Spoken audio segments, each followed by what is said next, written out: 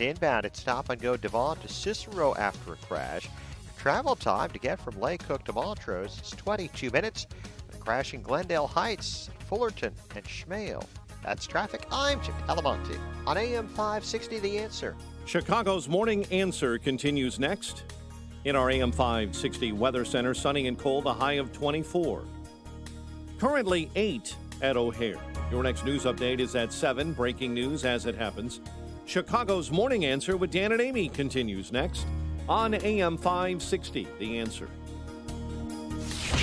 From the Matrix Home Solutions studios, this is Chicago's Morning Answer on AM 560 The Answer. Listen to AM 560 The Answer online at 560theanswer.com, on the AM 560 mobile app, on your Alexa-powered smart speaker, on TuneIn, iHeart, and radio.com. Only the biggest stories, only the biggest guests, and only the biggest opinions. This is AM 560 The Answer.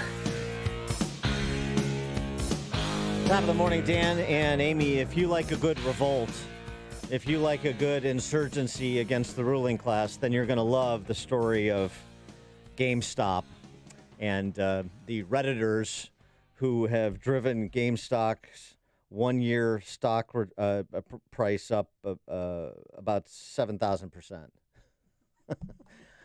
Short squeezing the short squeezers, dealing body blows to some of the biggest hedge funds on Wall Street, including Melvin Capital, which I think was the outfit that needed $2.3 billion equity infusion to keep the doors open because of the short position they had taken on GameStop.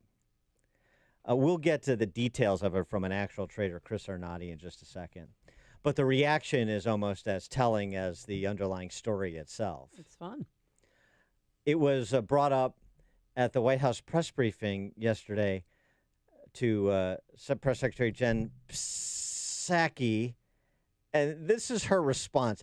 These people, and in government generally, both parties, are so out of their depth, it is staggering. I give you Jen Psaki. Is the White House concerned about the stock market activity we're seeing around GameStop, and now with some other stocks as well, including the subsidiary or whatever, the company that was Blockbuster? And have there been any conversations with the SEC about how to proceed? Well, I'm also happy to repeat that we have the first female Treasury Secretary and a team that's surrounding her, and often questions about market we'll send to them. But our team is, of course, our economic team, including Secretary Yellen and others, are monitoring the situation. It's a good reminder, though, that the stock market isn't the only measure of the health of our economy. It doesn't reflect how working and middle-class families are doing. As you all know from covering this, we're in the midst of a K-shaped recovery. America's workers are struggling to make ends meet, which is why the president has introduced this urgent package to get immediate relief to families. What? I'm sorry, what does the gender of the Treasury Secretary have to do with the question? Number one. Number two. She never answered the question. You understand a short squeeze is nothing new. It's just the source of the squeeze that is relatively novel. No, she doesn't. The opportunity to give some throwaway line while infusing identitarian politics and talking about your $2 trillion COVID relief plan. And by the way, the woman who asked the question is no more clued in than Jen Psaki or anybody. We're monitoring the situation, the Biden administration. Okay. Well, on the street, all of the crying about this from those who like it to be nice and orderly with the Wall Street Titans enjoying all the benefits and the small guy just along for the ride to the extent that he is useful. The responses have been very interesting. This from Charles Payne over at Fox Business. All of this nonsense, all of this noise, all of this whining by Wall Street, it's making me sick.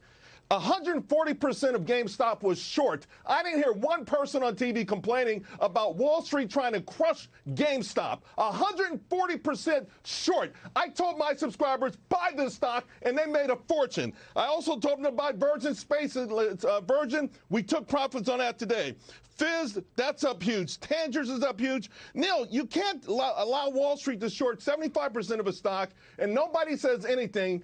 crush these companies into the dirt, and then when the individual investor makes money, everyone's up in arms. Oh, they're going to lose their shirt. Don't you think people are trading? If it traded 80 billion shares today, people are ringing the register. I have a kid who bought a house. He made $50,000 and bought a house. So yes, some people are going to lose and some are going to win. But if they want to change the rules of the game now because the general public is making money after decades of the shorts crushing thousands of stocks into the dirt. I have watched stocks being crushed completely to zero, and no one ever whispered anything because those stocks didn't have Wall Street sponsorship. They were small names. Maybe they went public through a reverse takeover. Whatever it was, the shorts have had their way with the market for decades. No one's ever complained about it. So I am thrilled. If you were going to try to destroy a company by shorting 140% of its stock, you have to accept the fact that individual investors are playing the same game that you're playing, and now you're losing. And the institutional response, NASDAQ boss Adina Friedman talking about the need to perhaps enhance the regulation, enhance market regulations. Remarkable. Now you have the head of NASDAQ talking about more regulation of the market. When does that happen? Well, I do think, though, that as we look at these new technologies that are there available to everyone, including investors, I think it's also important for regulators to understand that, manipulation is manipulation, whether it's happening through a new technology medium or it's happening through traditional mail. So I think it's just a matter of making sure that we understand what the behavior is, what's underpinning the behavior, and working appropriately with the regulators to manage the situation. Oh, yeah, you got to manage Wall Street Bets forum over at Reddit, but you don't have to manage any of the monster hedge funds. One analyst on Cramer's Mad Money program suggested that maybe foreign powers were afoot here. This is Vlad Putin, rather than a bunch of small investors at a forum by the Wall Street Bets, which, by the way, got shut down. And I think it's back up. But Discord banned the Wall Street Bets server, company confirming to The Verge. They're saying it was because of hateful and discriminatory content and warnings about that content rather than anything having to do with this. Pretty curious. For more on all this, we're pleased to be joined again by Chris Arnade. He's a writer and photographer covering addiction and poverty in America. He's the author of the book Dignity, Seeking Respect in Back Row America. He's coined that term, Back Row America, which I like, and the book is excellent. But before he was a photojournalist who spanned the fruited plains to document Back Row America, he was a Wall Street trader for nearly 2 decades. So he has a lot to say on this topic, the convergence of his 2 professional careers, callings, if you will. Chris, thanks for joining us. Appreciate it. Hey, Chris, are you there? Do we have 100 now? Oh, hey, there we go, Chris. Thanks for joining us again. So, give us, since you're an experienced hand at this, what happened from your perspective and what the implications are? I mean, it's the hedge funds got done to them what they do to everybody, and they don't like it. What they do. Hedge funds operate by they take a big position. Often it means being short a stock. In this case, GameStop. But historically, it's been all over the place.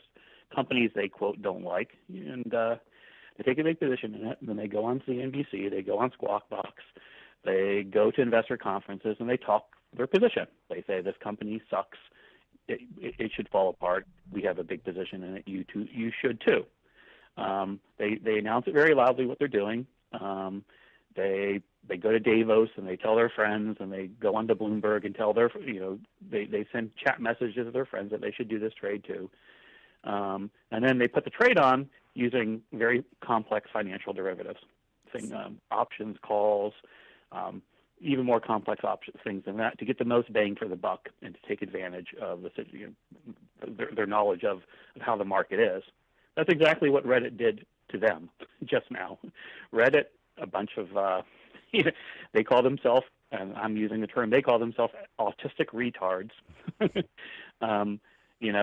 decided to go long GameStop because they saw that a lot of people were on Wall Street were short it, out over their skis, as it were, and didn't understand a company that Reddit users who are a lot of gamers, understand very well, which is gaming. And so they went long, and they told other people to go long, and everybody went long, and they did it through call options, through complex derivatives, this type, call options. They figured out what call options were, and they took advantage of the situation, and now GameStop went from 20, and I'm laughing now because I think it's like 450 right now.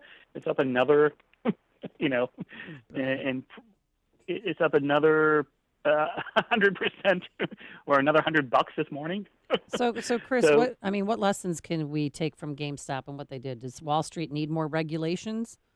Well, I mean, you have to have it. Look, I don't want to make an opinion on that. But you have to be consistent. You can either, what's good for the goose is good for the gander. If you're going to regulate Wall Street, then you regulate the hedge funds and tell them that the behavior that Reddit is doing is, if Reddit is doing what hedge funds do, so why is it any different? You either regulate both or you regulate neither, but you just don't regulate. It's a classic example of, libertarianism for me, authoritarianism for you. Yes. That's what they're going to end up doing. They're going to regulate Reddit, and they're going to leave the hedge funds alone. And it's going to be a classic example of picking on the low-hanging fruit. I can do it, but you can't. So, it's like you got to give Reddit credit. Now, look, if people are listening to you, listen to me. My advice, if you want it, is if you're going to invest money in this, this is crazy. This is lunacy. But Wall Street is always lunacy. If you're going to invest money in this, make sure it's money that you can lose. Like, think of it as entertainment. Yeah. This is not it's not necessarily endorsement of this sort of the speculative investing that's going on both sides, and that's an important point to make. But the other thing here is it just repeats and repeats and repeats. I mean, I go back to the 2008, 2009 Great Recession, and we bail out AIG to bail out Goldman Sachs, but Main Street doesn't get bailed out. And so now so here's the same thing. We have to rush in to protect billionaires operating the biggest hedge funds in the world because a bunch of, this plucky band of Redditors gave them a taste of their own medicine. Yeah, I mean, just be consistent here. Either hedge funds are allowed to do it, and everybody's allowed to do it, or nobody's allowed to do it. Which one? Don't immediately say the game is you can't play this game when it's the Reddit crowd, when it's the mob, when it's just the kid sitting in his basement who's 23-year-old who works at Best Buy who's doing it. You should applaud him. If you're applauding hedge funds to do it, applaud him for doing it too. Just be consistent. And that's the problem here is they're not being consistent. And watching CNBC this morning, even already watching these people be very seriously, tutting what Reddit is doing, as if they don't. This is CNBC is a platform for hedge fund people to do this, to go on and talk their book. It's their Reddit, So it's just like they don't want competition, I guess. The hypocrisy here is just mind-boggling, and unfortunately, it's not surprising. I've become very cynical. Like anytime anybody who isn't credentialed, who doesn't have a big resume, who doesn't have a blue check mark, who doesn't have the right friends, anytime they win, they get slapped down, and that's what's happening here. The comments by Adina Friedman. It's one thing for the hedge fund operators to be comfortable with their own hypocrisy because their bottom line is at stake. It's another thing for the head of NASDAQ to come in and not make the point that you're making. And so that just tells everybody who didn't already know that the hierarchy of these trading platforms, these exchanges, is beholden to the same people that don't want any part of you. Yeah, and you had a quote on from the beginning about Yellen. I happen to like Yellen as relative to within the world of Treasury secretaries. I don't have a lot to hold against Yellen. I think she was okay at the Fed, but Yellen also, remember, got I think $60,000 for giving speeches to Wall Street per hour. Mm-hmm. The reason Wall Street and hedge funds pay someone like Yellen to give them $60,000 to speak for them for an hour is to gain the sheen of credibility, to gain respectability, to say what I'm doing is credible because I'm so credible I can have Yellen here, the Treasury Secretary. She's a speaker at our conference. Therefore, what we're doing is okay. So that's what's frustrating here is the crap that hedge funds do is it's not different than what the crap that the Reddit Wall Street Bets crowd is doing. It's just gotten quote respectability because of who the people are and how much and who they paid off, and it's as simple as that. And that's what's so frustrating is to see, everybody, all these serious people going tut over Reddit Wall Street Bets when in fact their whole that's how they made their money, and that's how their friends make their money, and that's how the people who pay them make their money. So it's again, hypocrisy is just again, libertarianism for me, authoritarianism for you. One set of rules for me, another set of rules for you. What's that line from Chinatown? At a certain age, buildings, politicians, and prostitutes get respectability. If you last long enough, you get you can gain respectability, and that's sort of what the industry that we recognize has done. And then any sort of insurgency like this, Redditors, what's this forum, and so on and so forth, that's somebody incurring onto what we understand is legitimate, so they're illegitimate. Yeah, and you have to go. I encourage your listeners to go read Wall Street Bets because they're having fun. At the core of this is sure they're up 7,000%. Yeah, right. But it's not just about the money for them. It's about the fact that they're basically shooting a bird. They're having fun, and I look. I sadly think I'm cynical enough to have watched enough, lived enough life to know that unfortunately the powerful almost always win, and I think this will ultimately result in Wall Street just gaining more power. Eventually, when the dust settles and the crash comes, this will be a transfer of money from big firms to other big firms, and there will be more regulation on what basically the normies can do, and it'll be a further rigging of the system. So I'm pretty cynical. I'm enjoying watching this at some level, but also I think I'm somewhat fatalistic, I have to say, and I just worry that this is going to end badly. Let me ask you just a more general question beyond this. There's only, it seems to me that one of the lessons of human history is there's only so much you can take away from people before you generate a response, and not always a pleasant one, or not always a nonviolent one. And as you've covered back row America, combined with incidents like this and what you suggest will probably happen to this plucky band of Redditors, where do you see this going in terms of where we're at in America now, the oligarchs versus sort of everybody else? I'm still friends with some of those oligarchs from my old banking. Sure. It's fascinating. I have friends on both sides of this trade. I have a wide range of friendship. I don't cut friendships off based on people's politics. I'm friends with everybody. And I tell those friends, those oligarchs, you guys got to change. If you don't change, change is going to be forced on you, and it's not going to be pretty. So, I'm at the age where, maybe not my lifetime things will dramatically change, but it's certainly going to be in my children's lifetime. I think you can't continue on this path of a system that's so rigged and not have there be kind of basically big and ugly results. You can either try to change your ways, or people will force you to change your ways. And the former is always much better than the latter. You don't want extremism to rise to a point where people just are so tired of it that they basically embrace the rebel, embrace the stupidity, embrace the craziness, and that's what Reddit's doing. They're having fun embracing they're called again. You think I'm one of my favorite posts on the Reddit Wall Street Bets was. There's that famous quote that economists love to say, the market can stay irrational longer than you can stay solvent. And the number one upvoted thing on Reddit for a while was, I can stay retarded longer than you can stay solvent.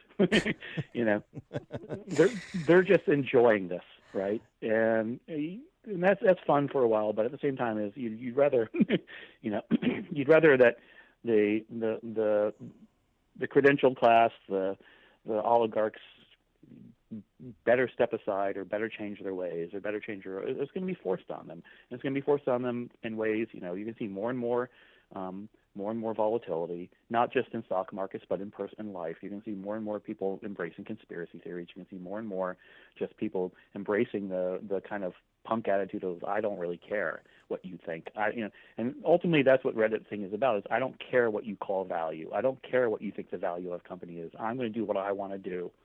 And, that's where we're going to go. More and more people are doing that. He is Chris Arnade, writer and photographer covering addiction and poverty in America, author of Dignity, Seeking Respect in Back Row America, and as we were discussing, a former Wall Street trader for nearly 2 decades. Chris, thanks so much. Appreciate it. All right. Take care, guys. See you. Enjoy the day. Thank you. And he joined us on our turnkey.pro answer line. Coming up on Chicago's Morning Answer. We're going to talk to New York Times bestselling author Gabriel Glasser about adoption at 7:07. And a quick shout out to Marvin. Happy 50th birthday. He's an avid listener, Dan, and he absolutely loves